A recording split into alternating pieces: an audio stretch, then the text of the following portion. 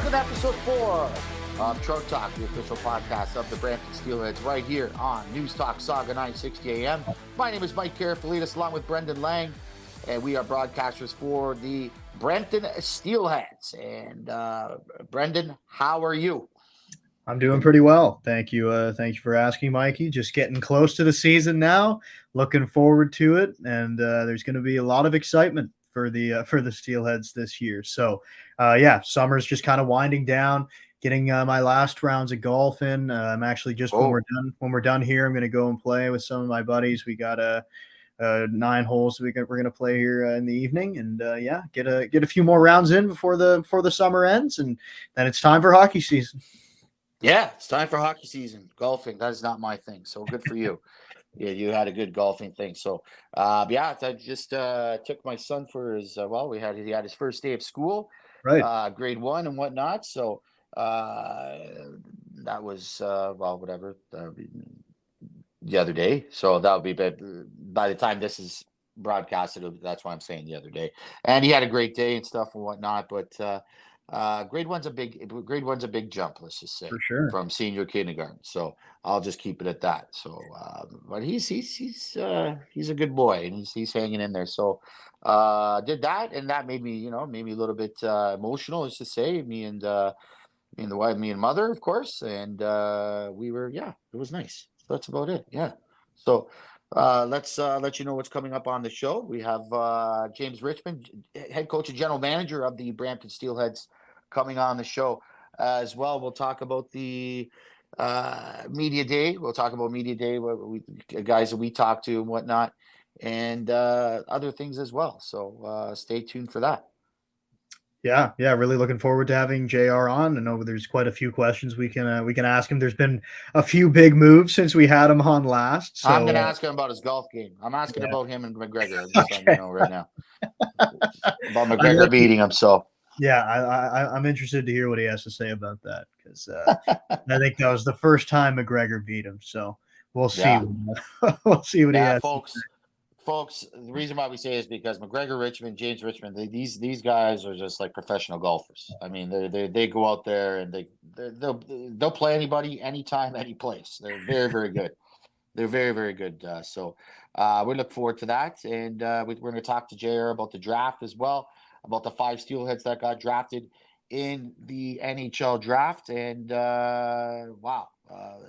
quite accomplishment for the franchise, Brendan. Just more and more Steelheads just keep pumping out the NHL draft picks.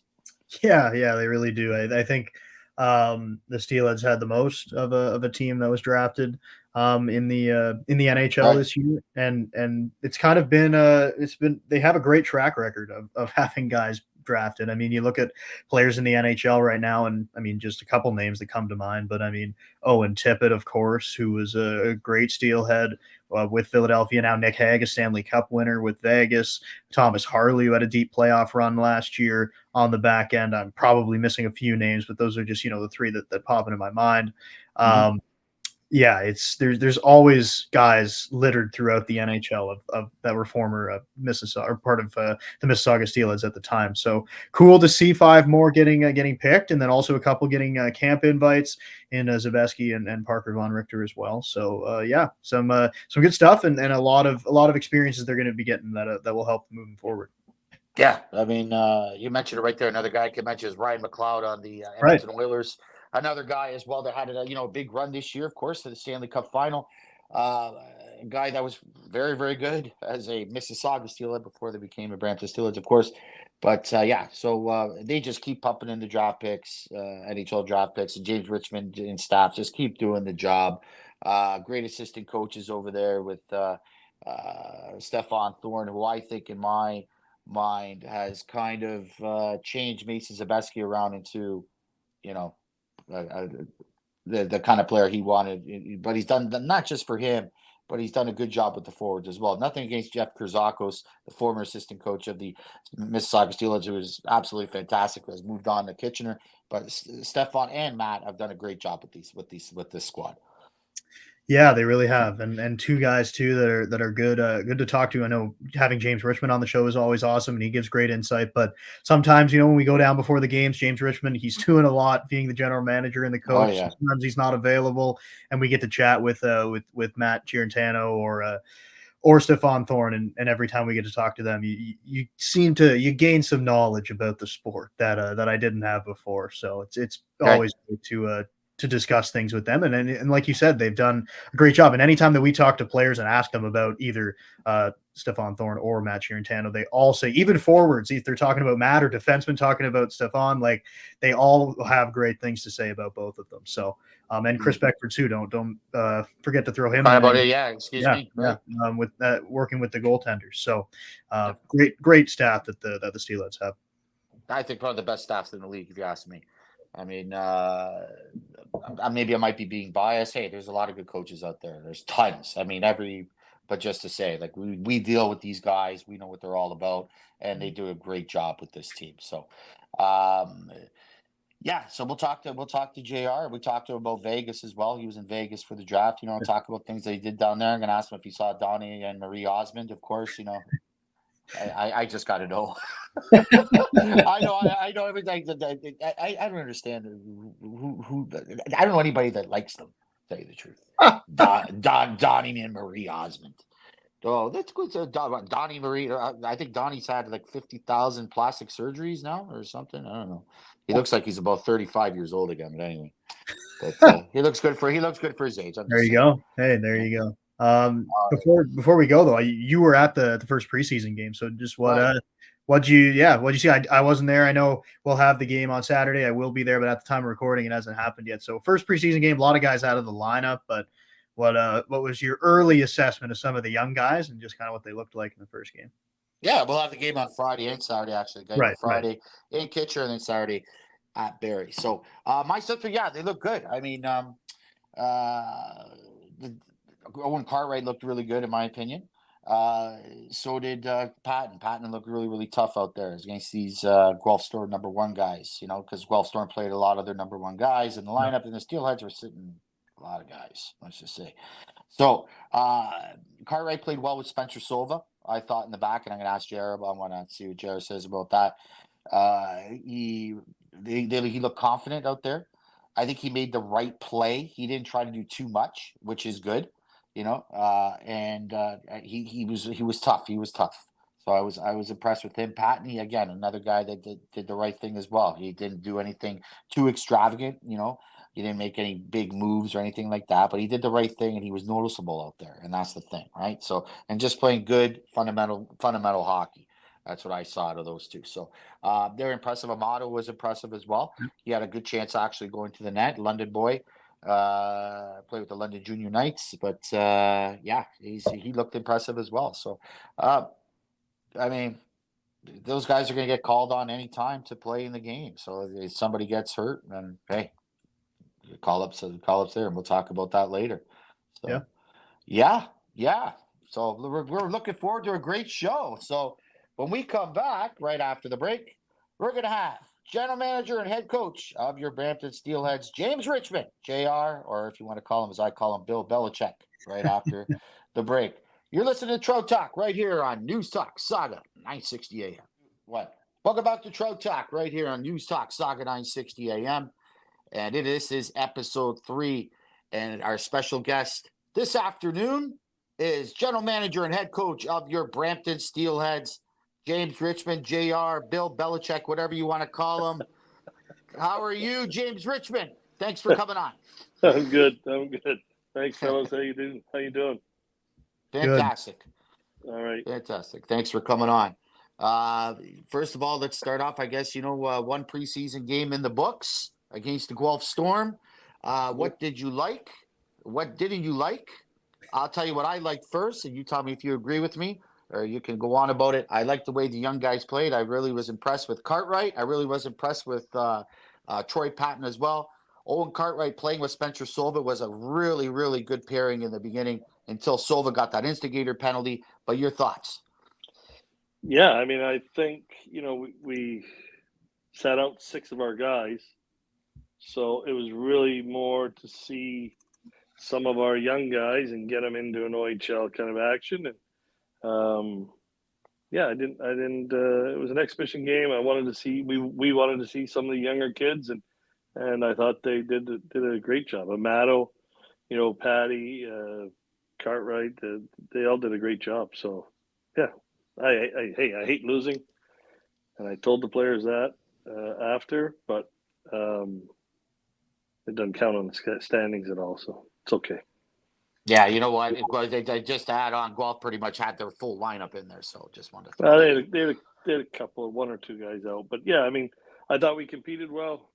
There's good pieces to the game that I really liked, and then there's obviously some breakdowns, and I don't think the young kids really competed hard and showed well. So good on them.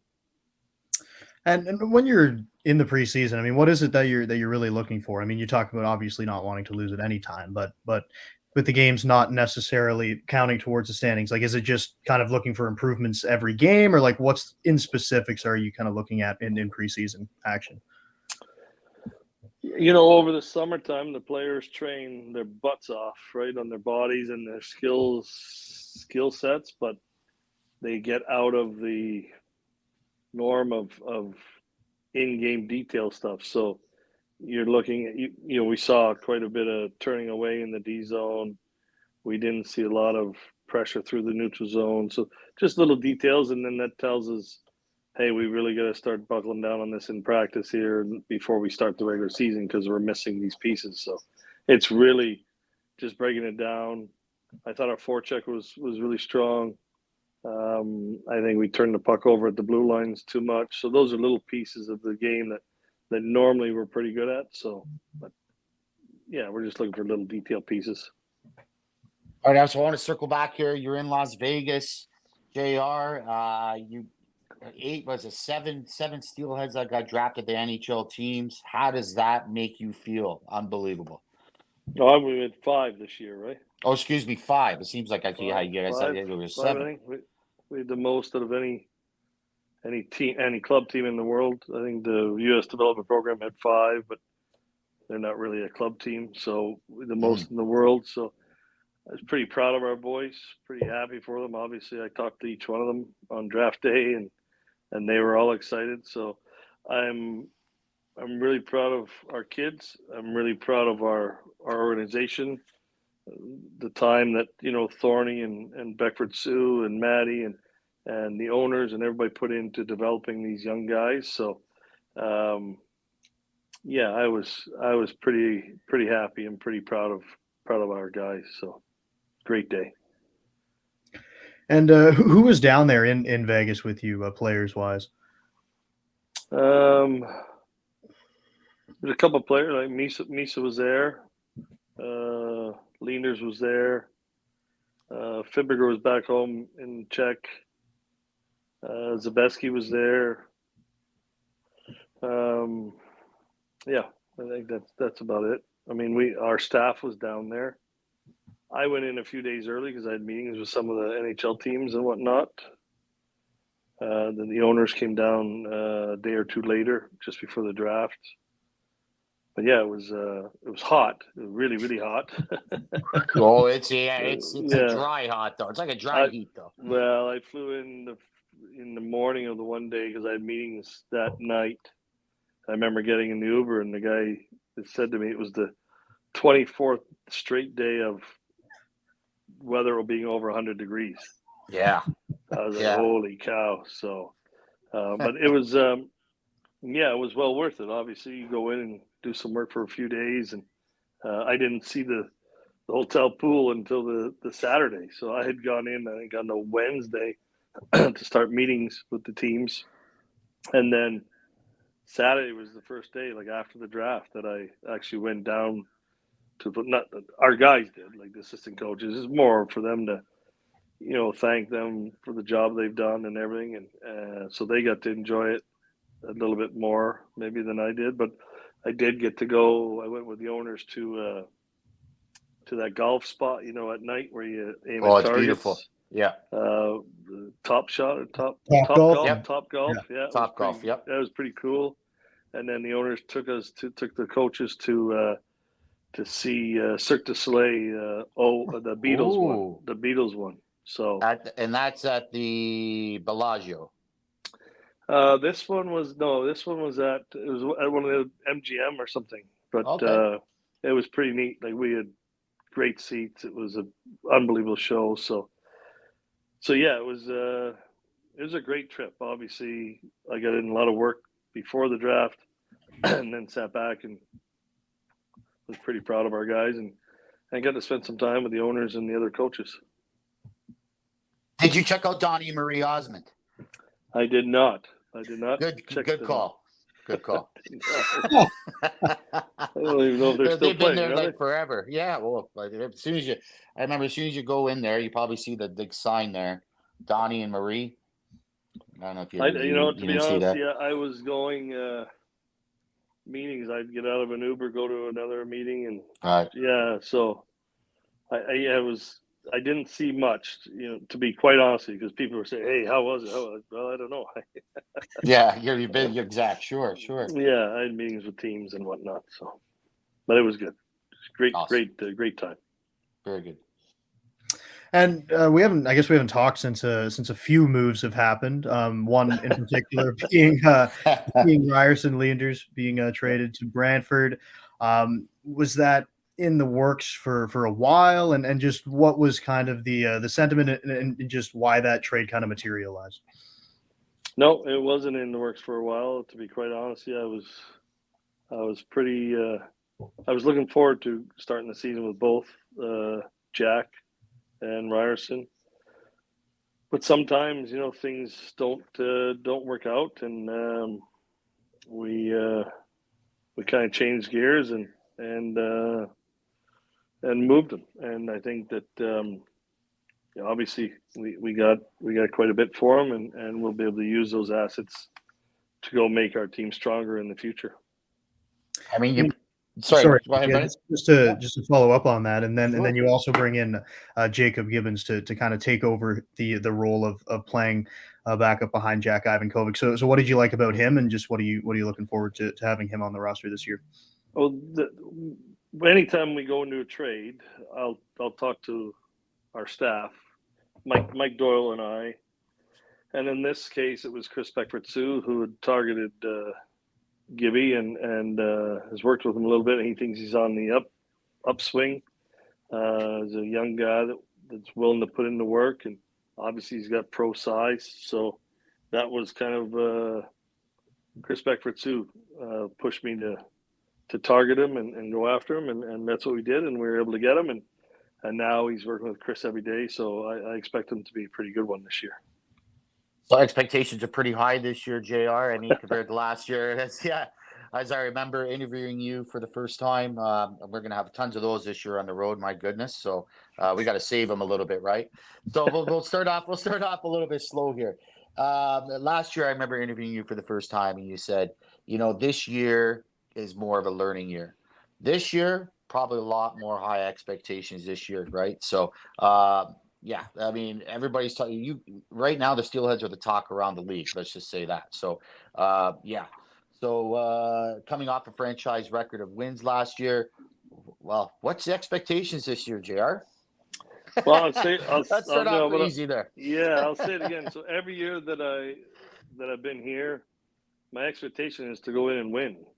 Win as much as we can. So my expectations don't change. I knew we were going to be young last year. I knew it was going to be a challenge, and our guys really responded well, I thought. Obviously, there was little peaks and valleys throughout the season, being as young as we were, but we had a real strong year. And this year is no different, to be honest. I expect to win as much as we can. Obviously, all those guys that we played as a young player, now they've got a year under their belt. So I know that they've come back bigger, stronger, faster. We've added some really strong pieces. Adding Silva as an OA defenseman, it's unbelievable watching him out on the ice. He just commands the ice. He moves so well, and thinks the game so well. So he's going to be a huge piece for us. And obviously adding Razor up top, who's over 50 goals and almost 100 points, World Junior team. So there's a player who just came off a World Junior Camp down in Michigan. From talking with the coaches there, they said he was amazing. So, we expect to win as many games as we can. We're not going to win all 68. I tried to tell Elliot and Kevin that when we had meetings because they're pretty excited. Yeah. But, obviously, when you have a group like we have, the expectations are going to be high. So now it's about getting all the players to buy in and play together and play for one another. And I think if they do that, if we do that, then we're going to be a hard out. And you talk about the expectations. Of course, obviously, this is the first season coming up in Brampton. So, just overall, how is the new place? How was the first game there in Brampton? And just what's the feeling like playing in a new city? I love it. To be honest, I mean, I know the players love the new room. The room is bigger, it's brighter. It's just a real cool locker room, and we've built a players' lounge just off the dressing room, so the players have a breakfast lunch nook with nice sofas and tables and everything for them to lounge together. And they're bonding great. We have a new gym. New space for the assistant coaches, so love it. The first exhibition game, it had a little bit more of a vibe to it. It really did. I mean, I think we had over almost 600 people for an exhibition game, which we've never had since I've been here. But there's a little bit of a buzz in the rink for an exhibition game, so it's pretty cool. I mean, the people in Brampton, the mayor of Brampton, the guys here at the guys and girls that work here at the CAA Center love having us, so it's been great. Yeah, it's we're looking forward to a big season. I mean, everybody is. Let's just say that. Yeah, so we're pretty pumped up over here, just as you guys are over there. But let's talk about your off season, JR. I mean, you were in Vegas and stuff. You went golfing, with lots of golfing. We saw you at the OHL alumni tournament, and we saw you were at the Steelheads golf tournament as well. And you lost to your son McGregor. That is unacceptable. Yeah. So let's clarify something. So I had a couple rounds of golf in June, but I was really getting ready for the draft, and then we had the import draft. And then I had a few weeks of golf in July, and then I had a surgery on an old hockey injury. Then I wasn't allowed to golf for about 4.5, 5 weeks. So then I came back, and I played like 3 or 4 rounds of golf since then. So we'll get out again with Mac G, and we'll see if he's going to post that. I played with a couple of the other guys. I played with Lescavar. I played with Eggy. Nice. Martone kind of shuffled me to the side. I was supposed to golf with him. And Carmi did invite me out, but I was still recovering from surgery, so I couldn't. But at least he invited me, so that was nice.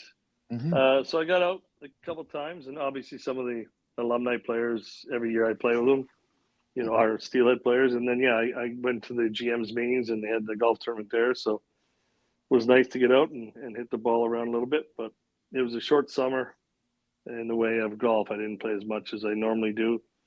And now we're full swing, so none of that. But I will get out with somebody and see if he posts it on Instagram. Then you come back and just put revenge in the bottom. Yeah. I'll just put a picture of the scorecard. That's it. Just one picture of the scorecard. That's it. Yeah. Our last 2 episodes we had Luca Del Belvaluz and James Hardy on, and they were talking about golf. Did you get out with them? I know Luca was saying that James's game is too good for him, so apparently he's playing pretty well. James Hardy, yeah, I mean, he's on that Ontario amateur tour thing, so wow, he's doing well. I did play with Hards, not this summer, but I have played with him. And Del Bell I play with, obviously, and Tippy and a few of the guys, but I didn't play with James Hardy this summer, so he's probably afraid. I don't know, that guy. He's all business. That guy. Oh, I know. Hardy. He's a tough out. He's a tough out. I mean, I'd love to see you guys play it. I'd actually videotape it, and I would post it shot for shot, and love to see what you guys are talking about. Videotape it for sure. There'd be some fireworks because I'm not sure he'd be able to handle that. Probably not. I can imagine. But Yeah. you know what, Jared? Let's circle back. Yeah. Circle back. That's good. You had a great off season, you know, golfing and stuff like that. And hope you're doing well after your surgery and whatnot too. You look to be doing pretty good. You mentioned you have the assets now because you pretty much got Carson Rakoff for, I think it's a fifth and a sixth, pretty much, because for leaders on the flip side, right? So you trade so you traded Rakoff and then you trade Leanders. So you pretty much got Rakoff for a fifth, a sixth, I believe, and a seventh. Is that correct? Well, we got 3 seconds, 3/3, a 4, and a 5 for Leanders.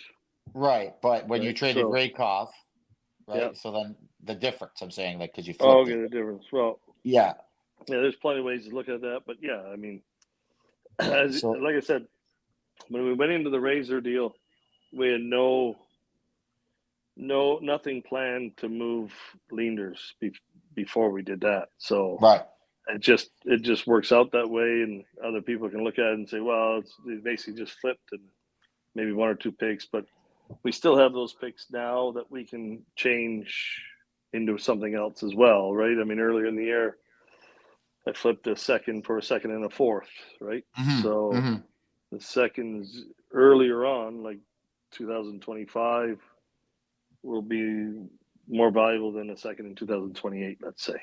Yeah, that's what I was going to mention too. Like the draft cover now is just stacked right now, as I looked at it actually right before our interview. So I mean, there's time to Don't add. read Obviously, into that. Don't read into that. Okay, all right. I just okay. had a meeting with Mike Doyle, and I just asked him. I said, "Can I catch my breath and can I coach this team for a little bit before we start messing around with it anymore?" So we'll see what happens. Yeah, you do have one over each spot available. Are you done?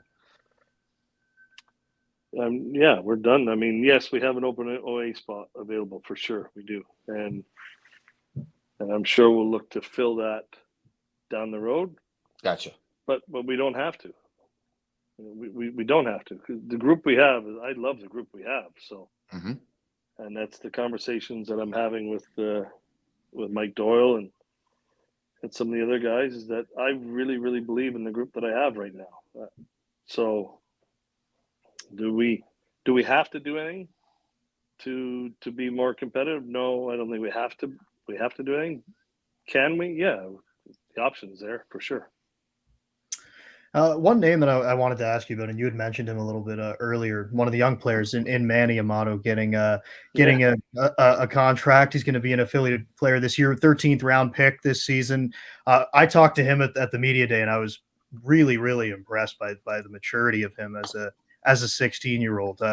What did you see from him in the camp, and just what led to that decision to giving him that contract? Yeah, so with 2 titles, sometimes it's very difficult for me. Mike knows. Well, too, Brendan. It's not easy for me to get down to Windsor or out to Ottawa and go see all these guys. So I rely heavily on our scouts. And then when there's the tournaments in and around the Greater Toronto area, I get out to as many games as I can. So, and I went out to London. There was a few players on that team that were high on a lot of people's lists, and every time I watched Manny, my eyes kept drawn to Manny, and I'm like, well, what about this guy? And, well, but we took him, and he came in and blew everybody away at camp. So it made me feel pretty good. Yeah, he's very mature, as Brendan said. Very mature. Yeah, so what a great kid, though. It's obviously a great story.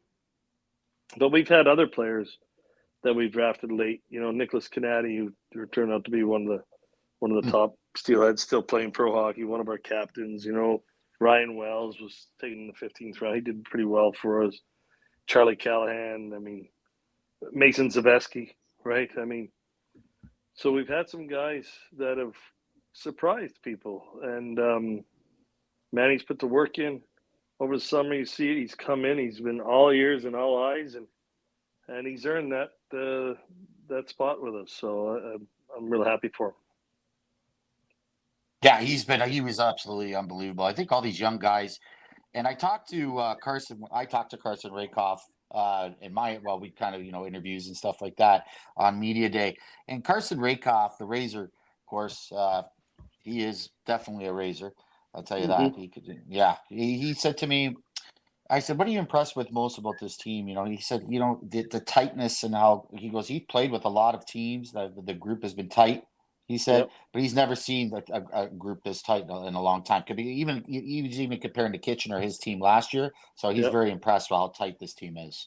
Yeah, it's awesome. I mean, I've talked to Soves, and Jack Ivankovic came in, and Marty came in. So a lot of them are loving the group right now. So I think it's really, really important. We've talked about, three of us talked about it before. It's most important to build the team from inside out, Right. inside the room out. So if you can build a real tight group, I think they'll go out and play really, really hard for each other and for the coaches. So sometimes we fall into trying to find the most skilled, the best players, and put them on your team, and then it doesn't work for some reason. And for me, it's really built the character of the group and make sure that we're leading in the right way. So I'm happy to hear that. I'm happy to hear that. Razor's talked to me about it himself. So it's nice to hear when people notice that it's a strong character group. Yeah, absolutely. All right, JR. I want to thank you so much for joining us here Anytime. this afternoon. I mean, yeah, really, really appreciate it. Get better over there, Billy. And hopefully, and we'll see you soon at the beginning of the season. Thanks so much for joining us. Really appreciate Thanks, it. JR. All right, fellas. Thanks for having me. Thank you. Thank you. All right, that was James Richmond, your head coach and general manager of your Brampton Steelheads. We'll take a break. We'll come back with more of Trout Talk right here on News Talk Saga 960 AM. Welcome back to Trout Talk right here on News Talk Saga 960 AM. Mike Karafilidis along with Brendan Lang. We are broadcasters of the Brampton Steelheads, and we just talked to head coach and general manager of the Brampton Steelheads, James Richmond, Bill Belichick, as far as I'm concerned. And I think he was leaning towards he really likes this team, and I think they're going to add, if you ask me. Yeah, I mean it's always interesting to sit down and talk to JR.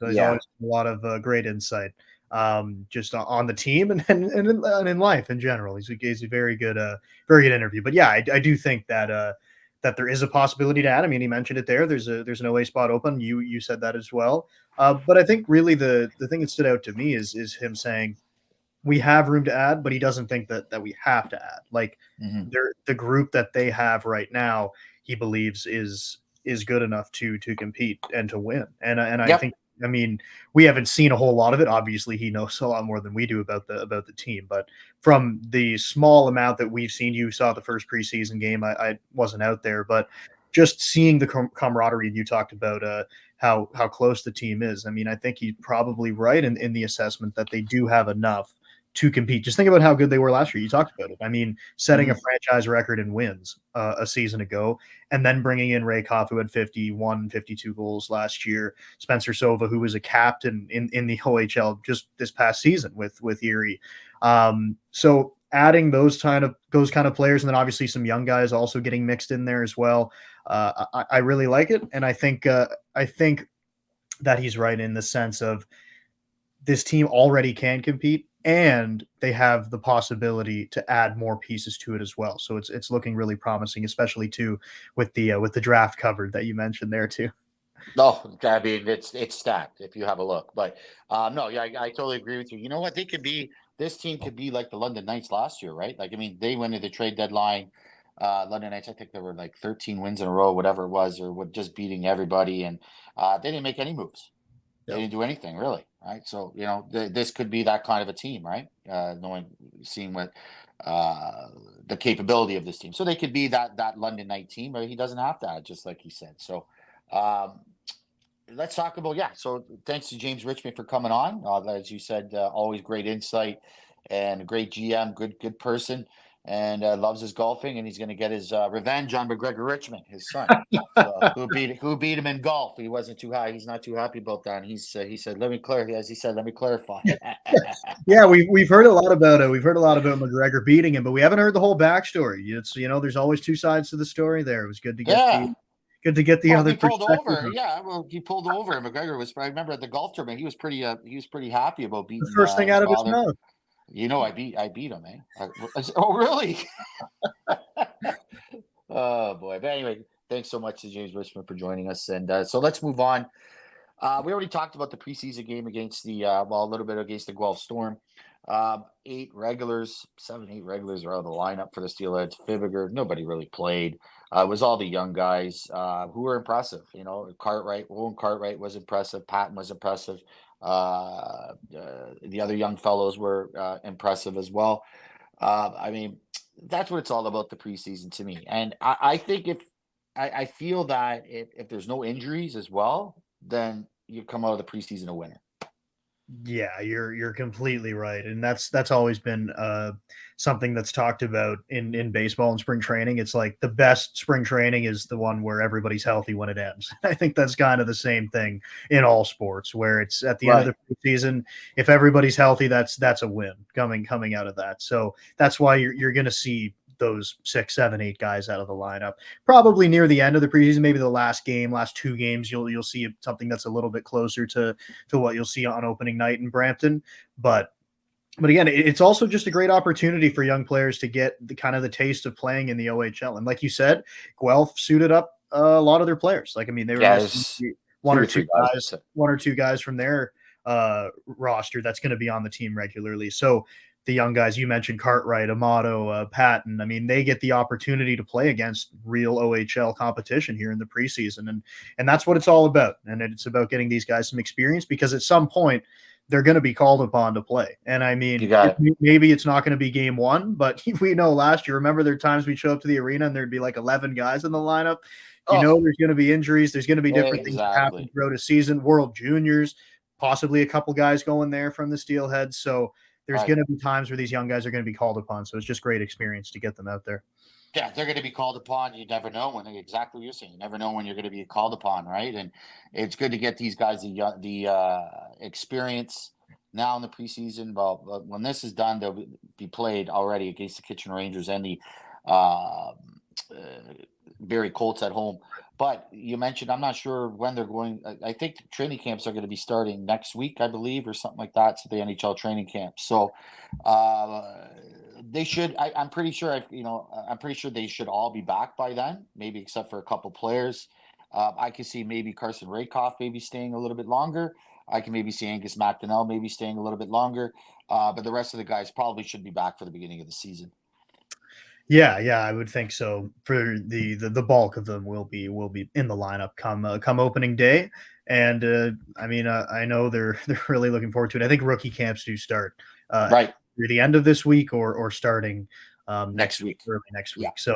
So there will be quite a few guys going, as we talked about. There's a lot of players that were drafted by NHL teams, set at 5 guys getting drafted, and then I thought it was 7. It seemed like 8 or 9 to me. Yeah, I mean 5, and Zabeski also got a camp invite, so there's the camp invite. Yeah, so it's going to be, and we talk about the experience of the young players playing in the OHL. That's also great experience for the guys who get drafted to go to a training camp, and I don't know if every single one of them will be going to these camps, but for the ones who do, you talk about Rakoff, you talk about Parker Von Richter, another guy who's going to be going to camp. Remember, he mentioned that when we talked to him at Media Day, he's going to be going to Pittsburgh's camp. So there's your 7th guy too, who is invited to camp. But still, yes, I mean, him, Rakoff, McDonnell probably going. Like, I mean, those kind of guys, those players will gain a ton from that experience. Yeah, for sure, and they're going to gain a ton. And when they come back, they're going to be unbelievable. But okay, so that preseason game, the Steelheads ended up losing by the score of 6-4. One pretty cool guy, a guy that was in the game, that was Joe Vanosky, was in that for the Guelph Storm. He's not going to be the starting goaltender, but Gillespie's going to be the starting guy. But you know who his father is, right? I don't, but I'm going to guess it's Ed. Yes. So Ed Jovanovski, right? So I thought that was pretty cool. That is He pretty actually cool. did. He actually did a really, really good job. Young fellow for the Gulf Storm. But the Gulf Storm they got a young team too. But I mean, they dressed everybody and anybody and everybody against the Steelheads team. 8 guys are all the lineup, and I'm looking down at the press box, and our press box is here, and I'm looking down over there. And I'm just looking at them. They're just chomping again in this game, like Rakoff and Right, Bactonell right. and Sebastian and all that, right? So Leskovar was on the lineup too, and we got to remember Leskovar is going to be sitting out the first 3 games of the regular season That's right. Yes. because of a suspension last year, right? So against the Sudbury Wolves in the playoffs. So, Oh, anyways, you know yeah. So we're that's gonna eat at him not being able to Oh play yeah, him. oh yeah, right, you could already tell. Yeah, Yeah. yeah, you could already see it. But they were chopping out there. But it was good to see the young guys, as we said, getting in that game. All right, so let's move on. You know what, Brendan? We had media day. We were just there at the Steelheads facility in Brampton, and wow, unbelievable facility, unbelievable guys. What impressed you the most? Who impressed you the most? Man, that's a tough question. Put me on the It spot. is. They Yes, were I think you all pretty much did. Yes. they were all very impressive. I mentioned I know he's a younger guy, but Manny Amato really did impress me. Just Yep. just thinking of him and obviously the good story that JR told and being a later draft pick and being able to make his way onto the roster. But I think a guy that really impresses me is Jack Ivankovic, and going to be the number 1 goalie for sure this year. It was a big switch between Ryerson Leanders and Ivan Kovic last season, and this will kind of be the first taste that Ivan Kovic gets of being a true number 1 in the OHL, and being just 17 years old. Again, like usually when you're the true number 1, like they're 19, 20 years old.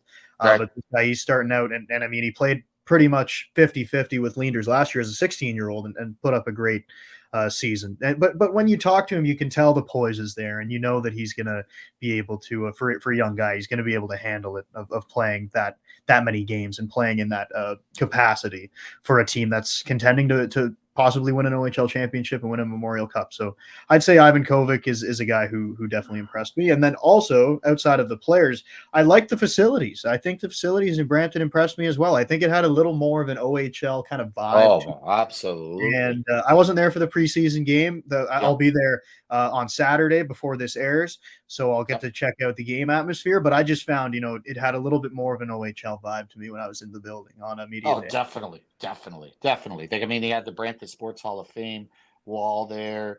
As soon as you walk in, really more of an OHL feel to it. It's a great facility, and we're telling everybody right now, if you're not even a Brampton Steelheads fan, get out to the arena, get out to the CAA Center, and support this team. Get out to see this facility, because this team's going to do some special things this year, ladies and gentlemen. I can guarantee you that right now, if you're listening, or watching on YouTube. You heard it here from me. So that's it. That's all I have to say about that. I mean, if you got to get out there and see it. Great facility. Yes, All great right. facility. Who impressed you, Mikey? Oh, yeah. I mean, wow. Yeah, let's put me on the spot right now. So I put you on the spot. Yeah, with me, I was impressed with everybody as well. But one guy that impressed me that is not looking is Mason Zabeski. I'll tell you why. Because I put on pretty much a crunch question on him, and I said, and it was too bad that he wasn't drafted in the NHL draft, and I felt that he should have been. And I said to him, I says, were you upset about it? Like, are you going to put that as a chip on your shoulder this year? I asked him, going into this year kind of thing, right? Because you can go back in the draft, which he can't, Mason Zabeski, as a 19-year-old, right? He said no. He goes, you know what? I just want to win. And that was impressive to me, the way he handled that question, the way he's handling things. He's an unbelievably mature young man, and he impressed me the most. But Carson Rakoff impressed me. Yeah. My goodness. All the young guys, Gabe Sherrod impressed me. Yeah, Like, all these guys are getting older now and more mature, right, to handle the media. And I think I go back to what you said about Jack Ivankovic. How impressive was he? Because he won at the right. Holinka, but the way he handled the media and how better he's gotten is unbelievable to me. So Yeah. Jack, he's he's come a long way. He's come a long way, and we know he's a great goaltender, and he's a good kid. But he's handled the media really well, and you're going to need that if you're going to move up to the next level. And this is his draft year, so good for Jack. That's for sure. Okay. All right, so we're going to wrap it up here on Trout Talk right here on Saga 960 AM. For Brendan Lang, I'm Mike Karafilidis, and this episode, I just want to say, is dedicated to Johnny Gaudreau and his brother Michael, who were killed by a drunk driver. So please, again, I say, please do not drink and drive. Yeah. Before good call to finish off on that note. Obviously, really sad news that kind of rocked the entire hockey world. So our thoughts and prayers are definitely with the Gaudreau family, and it's an extremely difficult time for everybody in the hockey world, and especially for the family. So just a good way to end things off here, and of course, again, just we're thinking about his family. All right, everybody. So remember, there's Ubers out there. There's all sorts of cabs and whatnot. So until next time, please do not drink and drive. Have a great afternoon, everybody.